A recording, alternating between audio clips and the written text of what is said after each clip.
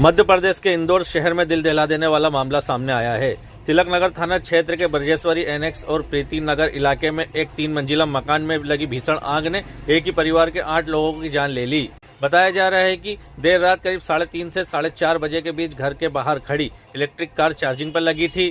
तभी अचानक charging point पर धमाका हुआ और देखते ही देखते कार में आग लग गई। आग इतनी तेजी से फैली कि कुछ ही मिनटों में पूरे मकान को अपनी चपेट में ले लिया। घर के अंदर रखे गैस सिलेंडर भी धमाके के साथ फट गए, जिससे आग ने विकराल रूप ले लिया। इस हादसे में 8 लोगों की जिंदा जलकर मौत हो गई, जबकि 3 लोगों को किसी तरह सुरक्षित बाहर निकाल लिया गया।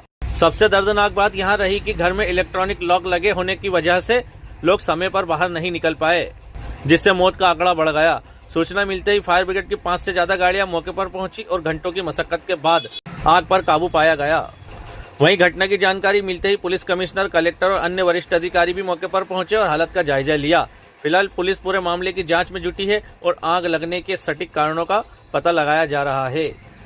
के आसपास सूचना मिली थी पुलिस को कि इस तरह से फायर ब्रिगेड जो ब्रजेश्वरी एनेक्स एरिया है और ये जो है थाना तिलक नगर का एरिया, तो यहाँ पे जो भी हमारी रात्रि गश्त की पूरी टीमें थी, सभी अधिकारी यहाँ पे रिस्पॉन्ड किए। हम लोग स्वयं भी पहुँच गए थे और जो फायर ब्रेकआउट हुआ था वो पीक समय स्थिति में था और फायर की टीमों को वहाँ पहुँचा के जो प्रथम फेज रहता है कि इमीडिएटली फायर को, उस समय 3 से 4 लोग बाहर आ गए थे रेस्क्यू होकर, और उसके बाद हम लोगों ने फायर को कंटेन किया, उसको बुझाया।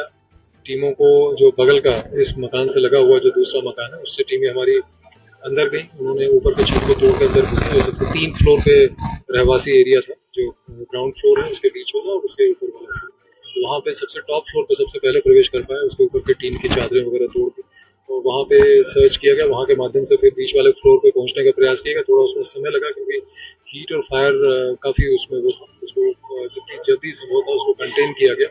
टीमें अंदर गई और जितनी तेजी से हम लोगों को रेस्क्यू करके उनको हम हॉस्पिटल लगातार भेजते जा रहे हैं। अनफॉर्चुनेटली दुर्भाग्यवश इसमें जो जिन लोगों को हमने हॉस्पिटल भेजा था वो 7 रिपोर्टेड डेड बताए गए हैं। उसमें जो स्वयं जो इस मकान के वो थे वो हैं और एक बच्ची और महिला भी हैं। तो ये सारी जो प्रोसेस है वो चल रही है लगातार। पिछले 1.5 घंटे पहले लगभग हमने पूरी तरह से फायर को कंट्रोल कर लिया था, क्योंकि बगल के घर जो इससे लगे हुए हैं वहाँ पे भी फायर की वजह से हीट काफी गई है।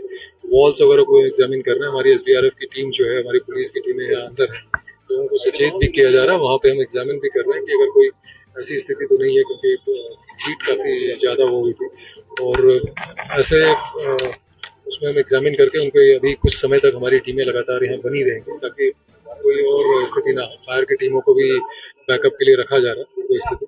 तो ओवरऑल काफी नियंत्रित स्थिति में है और जो आगे की हमें कार्रवाई करनी। फॉरेंसिक की भी हमारी टीम आ गई है और अब अंदर को बहुत थॉरोली एग्जामिन करेंगे। अभी कई बार हम लोगों ने उसको एग्जामिन कर लिया, पर एक बार और उसको थॉरोली फॉरेंसिकली भी एग्जामिन किया जाएगा।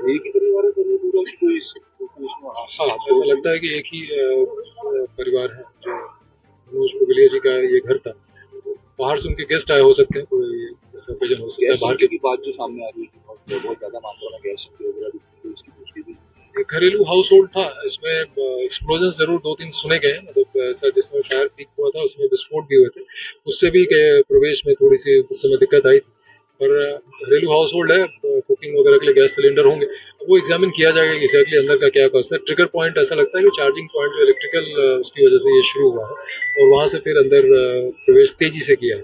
और अंदर क्योंकि घरेलू सेटअप रहता है, लकड़ी के फर्नीचर, पर्दे, बहुत सारी की चीजें रहती हैं, तो इन सब चीजों से तेजी से फैलता है। और क्योंकि काफी क्लोज टाइप का घर था, उसमें धुआं भी बहुत तेजी से फैला है, तो कई बार वो भी डेंजरस होता है।